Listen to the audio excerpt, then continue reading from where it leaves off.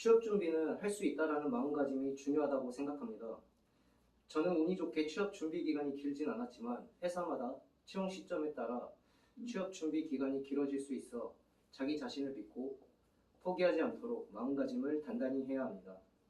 준비 과정은 대학 시절부터 학점 관리는 생각해서 하다 보니 환경공학에 대한 전공 지식이 밑바탕이 된 것 같고, 이를 토대로 기사 자격증 취득과 남들과 동일하게 토익 및 대외 활동 등을 하였습니다. 취업 정보는 구직 관련 어플리케이션이 워낙 잘 되어 있다 보니 요새는 채용 공고를 누구나 손쉽게 볼 수 있어서 편리한 것 같습니다.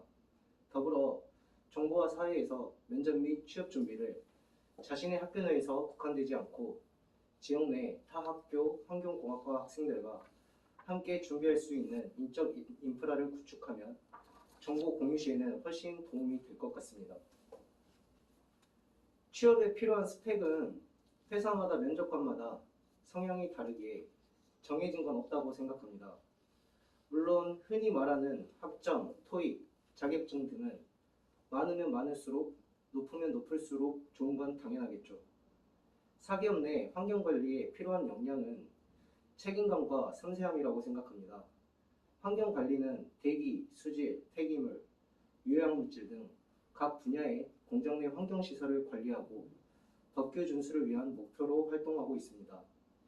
회사를 대표로 환경기술인으로서 맡은 업무에 법규를 준수하다 보니 강한 책임감과 하나부터 열까지 챙길 수 있는 섬세함이 필요한 것 같습니다.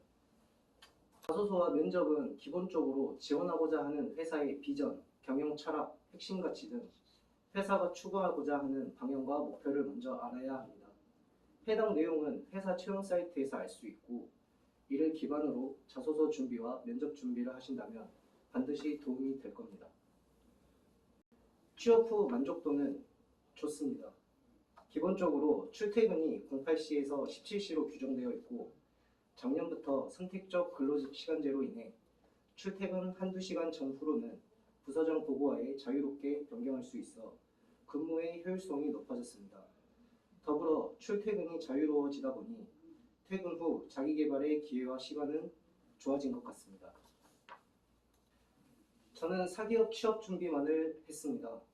공공기관 취업 준비를 해보지 않아서 공공기관과 사기업의 장단점과 차이를 명확히 안내드릴 수 없지만, 확실한 건 사기업은 자의적이든 타의적이든 다양한 업무와 실무 경험을 통해서 환경공학도로서 성장할 수 있다고 생각합니다.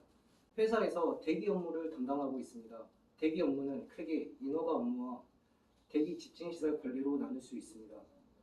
공장 굴뚝에서 발생되는 대기 오염물질을 적법하게 처리할 수 있도록 관리하고, 더 나아가 친환경 공장을 위해 집진시설 투자 등을 진행하고 있습니다. 학교에서 배운 내용은 실무에 적용할 수 있습니다. 다만 학교 수업만으로 현업의 모든 업무를 해결할 수는 없고, 실무를 시작해서 배우는 것이 90% 이상이라고 생각합니다.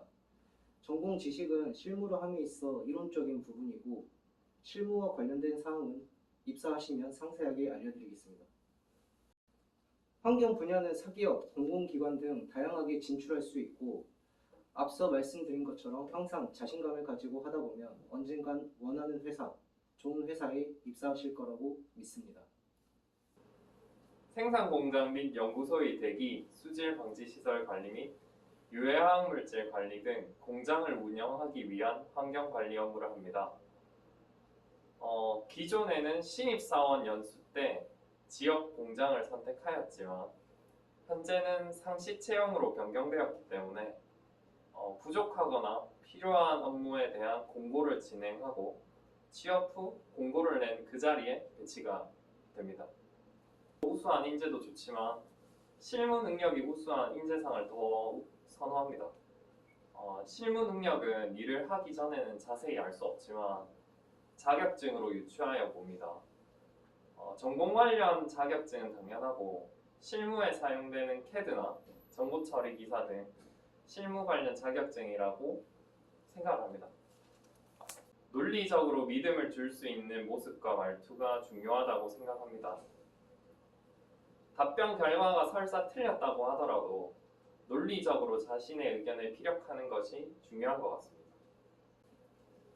각 부서의 팀장과 그룹장, 인사 담당자가 면접을 함께 봅니다.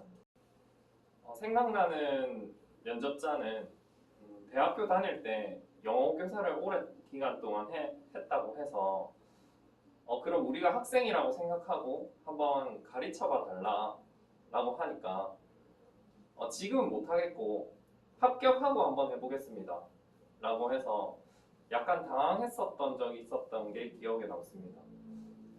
당연하게 그 면접자는 떨어졌습니다. 그래서 거짓말을 하거나 과장되게 하지 않는 것도 면접의 포인트가 될 것 같습니다. 환경 분야에도 여러 가지 분야가 있습니다.